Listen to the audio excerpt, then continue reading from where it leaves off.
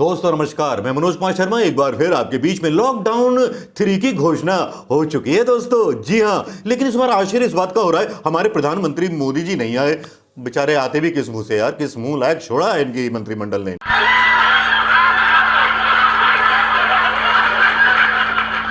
किसी लायक नहीं छोड़ा। तो लोग लॉकडाउन की घोषणा करने खुद नहीं आए क्योंकि उनके पास था तो कुछ नहीं, वही पुरानी चीजें थीं जो पुरानी चीज गृह मंत्रालय के द्वारा जारी कर दी गई गोदी मीडिया को। और गोदी मीडिया ने बहुत ही शानदार तरीके से समझाना शुरू किया, red zone, green zone, yellow zone.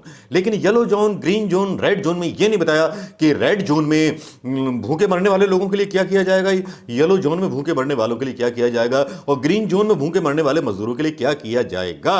लेकिन मोदी जी का इस बीच एक बड़ा बयान आया, झटकता लटकता पटकता, जिसको सुनने के बाद आप चौंक जाएंगे। एक समाचार पत्र में छपा कि अब प्रधानमंत्री मोदी जी ने संभाली अर्थव्यवस्था की कमान। बड़ा आश्चर्य हुआ कि अब तक अर्थव्यवस्था की कमान संभाले हुए कौन था। निम्मी ताई तो नहीं हो सकती, क्योंकि निम्मी ताई एक सवाल पर राहुल गांधी के 13 ट्वीट मार देती है बेचारी, घबरा करके, एक के बाद एक के बाद एक के बाद एक।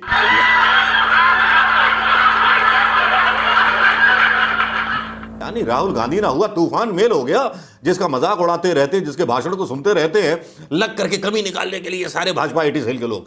लेकिन चलिए, लॉकडाउन शुरू हो गया और मोदी जी का जो आया उस पर लोगों की प्रतिक्रियाएं आई। लोगों ने कहना शुरू कर दिया कि हिमालय की कंदराओं में घूम रहे थे अब तक, उसको लेकर के प्रधानमंत्री मोदी जी बेचारे ट्रोल हो गए। क्या करें, जब से कोरोना आया है, कोरोना काल आया है, उनका बुरा काल शुरू हो गया है।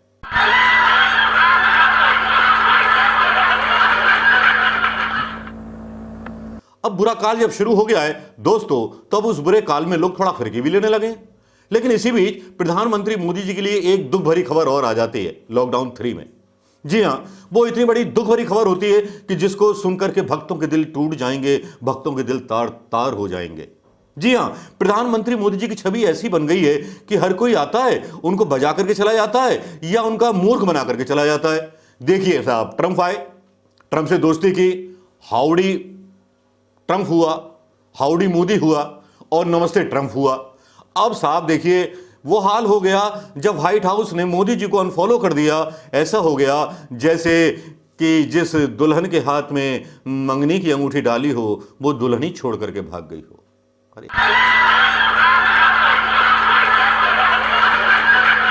यार, इसमें हंसने वाली बात थोड़ी है।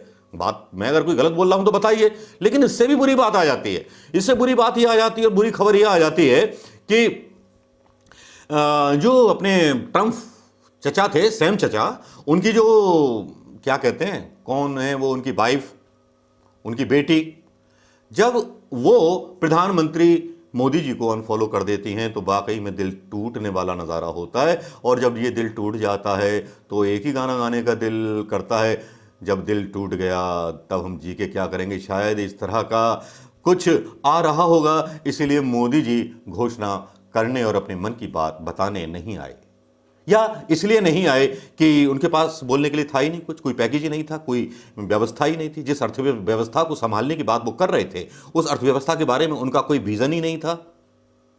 लेकिन इसके उलट एक और पोस्टर चलने लगता है सोशल मीडिया पर। वो पोस्टर होता है जिसके बारे में कहा जाता है कि साहब, वो चीन ने जो था मोदी जी को इतना मूर्ख समझा कि उनको नकली किट थमा दी। इतना उनको वो समझा, अगर पढ़े लिखे होते तो कम से कम चेक तो कर लेते कोरोना किट को कैसे लिया जाता है। उसने, जिनपिंग ने फायदा उठाया दोस्ती का और नकली चीनी किट टेस्ट वाली मोदी जी के मत्थे मोड़ दी। अब मोदी जी क्या करें? अब लॉकडाउन 3 में वही करना पड़ेगा जो लॉकडाउन 2 में था। लॉकडाउन 2 में वो किया जो लॉकडाउन 1 में था। लेकिन इस बीच बदला क्या है दोस्तों? इस बीच बहुत कुछ बदल गया है। क्या बदला है यह मैं बताना चाहूंगा। 5 ट्रिलियन इकोनॉमी की बात करने वाले प्रधानमंत्री मोदी जी, लोग लिखते हैं, मैं नहीं बोल रहा हूं, जूते पड़ने से बचने के लिए 370, एनआरसी, सीएए, एनपीआर का गेम खेल रहे थे, क्योंकि नौकरियां, व्यापार, रोजगार और निर्माण ध्वस्त हो रहे थे। नमस्ते ट्रंप तो कोरोना वायरस को भारत में आमंत्रण था ही, और इसी चक्कर में अर्थव्यवस्था छिन्न भिन्न हो गई। एक किसी ट्विटर पर लिखा है प्रभास चंद्रा नाम के व्यक्ति ने, जिसको मैं कोट करना चाहूंगा।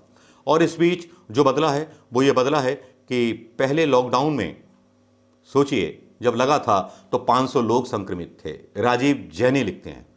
और लॉकडाउन लगा तब 14,500 मरीज हो गए। अब जब लॉकडाउन 2 आया तब 34,500 पहुंच चुके हैं। अब लॉकडाउन 3 आ गया है तो कितने मरीज पहुंचेंगे? क्या प्रधानमंत्री मोदी जी को और स्वास्थ्य मंत्री को यह तय नहीं करना चाहिए था कि जितने टेस्ट रह गए उतने टेस्ट ज्यादा से ज्यादा किए जाएंगे? क्या इस तरह का आश्वासन देश के सामने आके नहीं देना चाहिए था? उन्होंने नहीं दिया। मजबूर प्रधानमंत्री हैं या मजबूत प्रधानमंत्री हैं? अब इस पर थोड़ा सा डिस्कशन होना चाहिए। क्यों भक्तों? होना चाहिए, नहीं होना चाहिए, लेकिन भक्त नहीं मानेंगे। भक्तों के लिए तो भगवान मोदी जी हैं, मोदी जी जो कह दें। लेकिन एक दर्दनाक तस्वीर वाराणसी से आती है। एक वीडियो आता है दर्दनाक। इस वीडियो में आप अंदाजा लगाइए कि ये जो चिड़ियाघर है क्वारंटीन के नाम पर, ये जानवरों का चिड़ियाघर है या इंसानों का चिड़ियाघर है? ये तस्वीरें बहुत कुछ कहती हैं, ये तस्वीरें बहुत कुछ बोलती हैं, ये तस्वीरें बताती हैं सरकार की नाकामयाबियों को, ये तस्वीरें बताती हैं मानवता के प्रति गिरते हुए हमारे स्तर को, ये तस्वीरें बताती हैं हिंदुत्व के नाम गिरती हुई संस्कृति को, जहां इंसानों को क्वारंटाइन में रखने के बाद जानवर समझ करके, बंदर समझ करके केले खिलाए जा रहे हैं। ये सीन देख करके शायद आपका भी दिल रो पड़ा होगा। ऐसे हिंदुस्तान की हालत शायद हमारे बुजुर्गों ने अंग्रेजों के ज़माने में भी नहीं देखी होगी, जो अब देखनी पड़ रही है। लॉकडाउन 3 के आते आते और जाते जाते क्या हालात होंगे, ये देखने वाली बात होगी दोस्तों। लेकिन इस बीच मोदी जी का जो बनना था वो बन चुका है। हिमालय की कंदराओं से अगर लौट आए हों मोदी जी, योग से निपट गए हों मोदी जी, तो कम से कम देश की अर्थव्यवस्था और जाती हुई जानों और फैलती हुई बीमारियों को रोकने के लिए शायद कुछ बात संडे को आकर कहें तो ज़्यादा अच्छा होगा कि उनकी गवर्नमेंट देश के लिए, 135 करोड़ लोगों के लिए, मजदूरों के लिए, श्रमिकों के लिए क्या कर रही है दोस्तों। नमस्कार, जय हिंद दोस्तों।